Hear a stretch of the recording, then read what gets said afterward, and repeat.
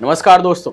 लोकसभा चुनाव से पहले समाजवादी पार्टी के कई सीटों पर घोषित उम्मीदवारों के बदले जाने से कंफ्यूजन का माहौल बना हुआ है। मीडिया रिपोर्ट्स के मुताबिक मुरादाबाद के बाद मेरठ में तीसरी बार सपा ने अपना प्रत्याशी बदल दिया। आखिरी दिन पार्टी ने पूर्व विधायक योगेश शर्मा की पत्नी सुनीता वर्मा को लोकसभा उम्मीदवार बना दिया। आपको बता दें, अतुल प्रधान ने उम्मीदवार बदले जाने की चर्चा पर नाराजगी जताई है। उन्होंने चेतावनी दी है कि वे विधायकी से भी इस्तीफा दे देंगे। क्या है पूरा मामला, आइए सुनते हैं।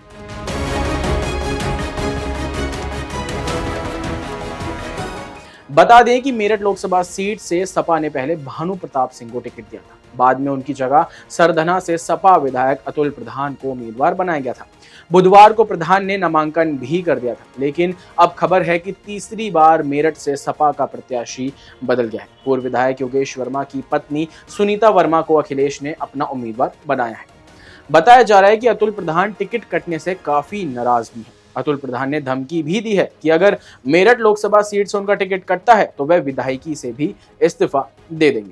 बता दें कि मेरठ में सपा के सामने भाजपा के प्रत्याशी अरुण गोविल होंगे।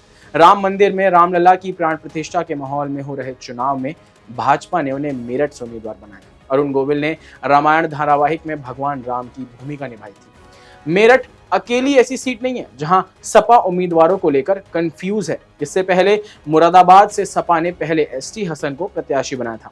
इसके बाद उनका टिकट काटकर रुचि वीरा को प्रत्याशी बना दिया। दोनों ही उम्मीदवारों ने अपना नामांकन दाखिल कर दिया था। बाद में अखिलेश यादव ने पत्र जारी कर चुनाव आयोग को बताया कि उनके अधिकृत उम्मीदवार रुचि वीरा नहीं बल्कि एसटी हसन है, इसलिए उन्हें ही साइकिल चुनाव चिन्ह दिया जाए। बदायूं लोकसभा सीट को लेकर भी सपा का प्रत्याशी बदले जाने की चर्चा में है। बताया जा रहा है कि अखिलेश यादव यहां से चाचा शिवपाल यादव की जगह उनके बेटे आदित्य यादव को प्रत्याशी घोषित कर सकते हैं। अब यूपी में समाजवादी पार्टी इकलौती प्रमुख विपक्ष पार्टी है, पर अपने उम्मीदवारों को लेकर कंफ्यूजन ये दिखाता है कि पार्टी अपने उम्मीदवारों पर भरोसा नहीं जता पा रही है या फिर पार्टी को अपने फैसलों पर पूरी तरह विश्वास नहीं है। आपको बता दें, यूपी में सपा ने कांग्रेस के साथ गठबंधन किया है, जिन्हें दो लड़कों की जोड़ी के नाम से भी जाना जा रहा है, और देश की तमाम पार्टियां भी इस गठबंधन में शामिल है, जिसका नाम है इंडी गठबंधन। तो सपा भी फिलहाल इस इंडिया गठबंधन का एक छोटा सा हिस्सा है।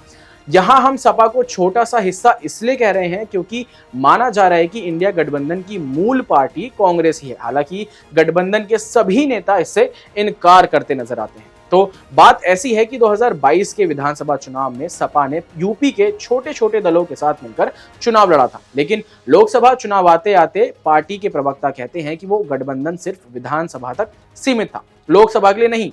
तो यहाँ सवाल ये है कि क्या यूपी में सिर्फ कांग्रेस के बल पर सपा को जीत हासिल होगी, और अगर नहीं तो छोटे छोटे दलों से रिश्ता तोड़कर सपा को कितना नुकसान होने वाला है।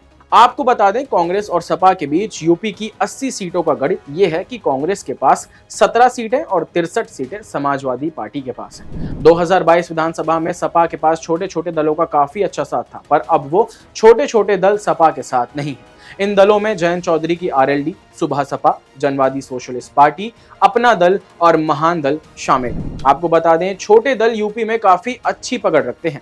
अपने क्षेत्र में, समाज और लोगों में इनका काफी अच्छा प्रभाव है। इसमें मुस्लिम वोटर्स और ओबीसी वोटर्स सबसे प्रमुख हैं। इनमें से अब सपा के साथ सिर्फ महान दल है, और बाकी दलों ने अब लोकसभा चुनाव से पहले या तो एनडीए के साथ गठबंधन कर लिया है या कईयों ने अकेले चुनाव लड़ने का फैसला किया है। आपको बता दें, यूपी में समाजवादी पार्टी सिर्फ कांग्रेस के दम पर जीतना बहुत मुश्किल है, क्योंकि 2022 विधानसभा में हमने देखा था कि सब दलों के साथ होने के बावजूद भी अखिलेश बीजेपी को नहीं हरा पाए थे, और 2019 लोकसभा चुनाव में जब मायावती और अखिलेश साथ थे तब भी खासा फर्क नहीं आया था। पर छोटे दलों के साथ होने से सीटों में इजाफा जरूर देखने को मिला था, जो कि अब वो भी हाथ से निकल गए हैं, जो कि वैक्यूम विपक्ष की स्थिति बनाता है, जिसे क्लिक इंडिया के सीईओ समीर कुमार खाली विपक्ष कहते हैं। यानी वैक्यूम विपक्ष एक ऐसी स्थिति है जहां विपक्ष धीरे धीरे खाली हो रहा है। समाजवादी पार्टी का उम्मीदवारों का बदलना, प्रत्याशियों का नामांकन वापस लेना, पार्टी छोड़कर पक्ष की तरफ मिल जाना, ये सब विपक्ष के लिए एक वैक्यूम की स्थिति बना देता है, जिसे आजकल अब हर कोई देख पा रहा है।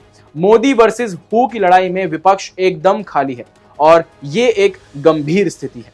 अखिलेश क्या कांग्रेस के बल पर इस बार कुछ प्रभाव डाल पाएंगे? क्या छोटे दलों के साथ के बिना यूपी में अखिलेश अपनी पकड़ बचा पाएंगे? ये तो खैर वक्त ही बताएगा। आपका क्या मानना है इस बारे में हमें कमेंट करके जरूर बताएं। अभी के लिए फिलहाल बस इतना ही, मुझे दीजिए इजाजत। देखते रहिए क्लिक इंडिया। धन्यवाद।